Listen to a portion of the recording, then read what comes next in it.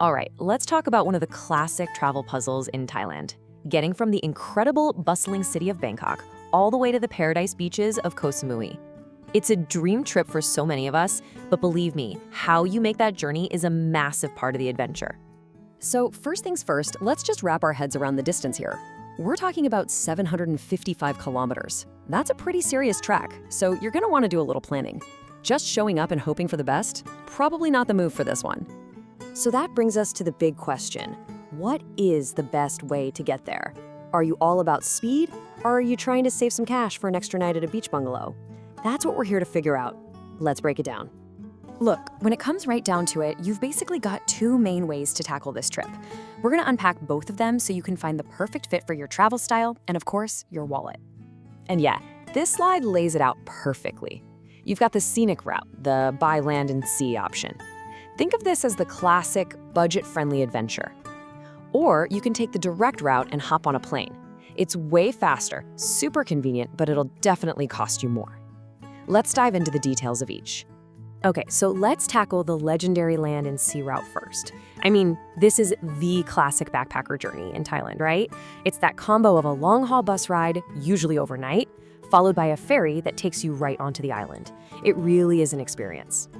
And here's the main draw, the number one reason people choose this. You can get tickets starting as low as 24 bucks. $24. That is, without a doubt, the absolute cheapest way to get yourself to Koh Samui. For travelers on a super tight budget, it's a no-brainer. But here's the trade-off, and it's a big one. You're looking at a journey that's going to take at least 13 hours and almost always overnight. So yeah, you save a ton of money, but you're paying for it with your time. A big chunk of your precious vacation time is going to be spent just traveling. Now, you've got a few different companies that'll get you there. Operators like these offer combined tickets, which is great because one single purchase covers your whole trip, the bus and the ferry. As you can see, the travel times are all kind of in the same ballpark, anywhere from 13 to 15 hours. The real difference is usually comfort. A VIP bus will probably have more legroom and seats that recline a bit more. Okay, now let's flip the script and talk about the other option, flying.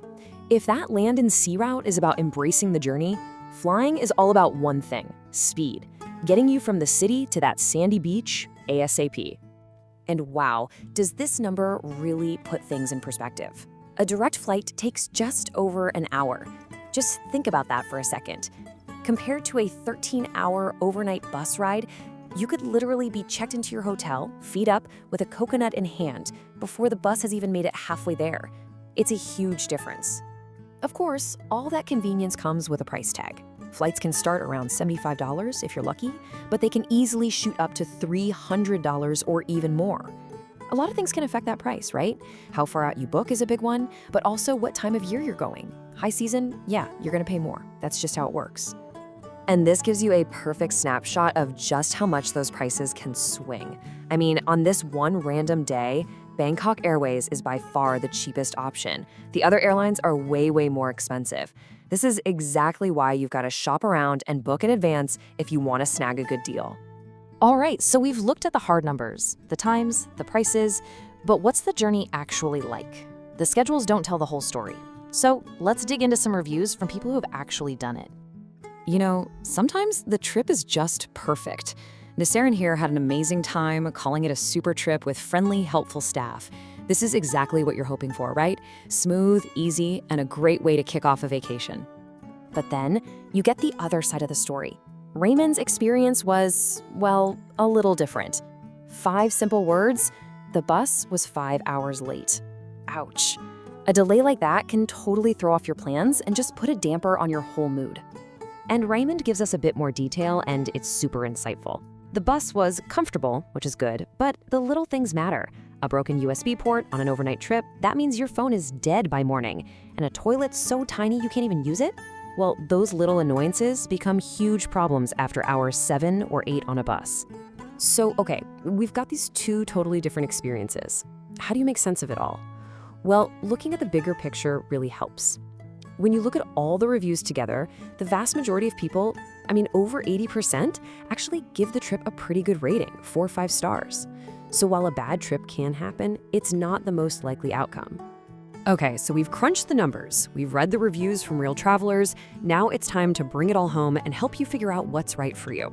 And honestly, it all boils down to those three big things: cost versus time versus comfort. And this slide really is the final showdown. It puts it all side by side. On one hand, you've got land and sea. It's incredibly cheap, but it's going to eat up a ton of your time. And comfort, well, it's a bit of a gamble. On the other hand, you fly. It's super fast, it's predictable, it's comfortable, but it's going to cost you a whole lot more. So at the end of the day, there's no single best way to get from Bangkok to Koh Samui. It really just comes down to a question you have to ask yourself. On your trip to paradise, what do you value most? Your money, your time, or your comfort? Think about it. What's your top priority for this trip? The choice is yours.